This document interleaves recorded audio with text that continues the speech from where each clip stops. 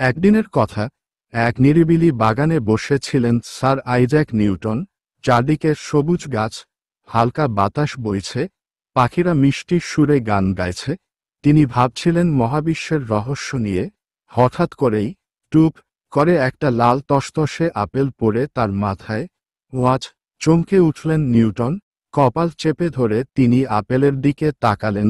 মুহূর্তেই তার মনে প্রশ্ন জাগল, আপেলটি সোজা নিচেই কেন পড়ল? কেন সেটা পাশের দিকে বা আকাশের দিকে উড়ে গেল না? তিনি ভাবতে লাগলেন, এই আপেল যদি গাছ থেকে পড়ে নিচের দিকে আসে, তাহলে অবশ্যই পৃথিবী তার দিকে টানছে।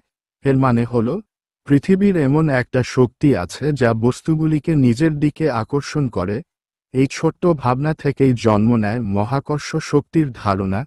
নিউটন পরবর্তীতে গবেষণা চালিয়ে দেখান যে শুধু আপেলই নয়, চাঁদ, গ্রহ, তারা সবই একে অপরকে আকর্ষণ করে।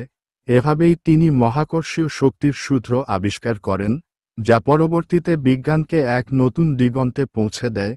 গল্পের শিক্ষা, ছোট একটি আপেল পড়ার ঘটনাও মানুষের চিন্তাধারা বদলে দিতে পারে। যদি কেউ গভীরভাবে চিন্তা করে, নিউটনের মতো আমাদেরও চারপাশের ঘটনাগুলোর প্রতি কৌতূহলী হওয়া উচিত।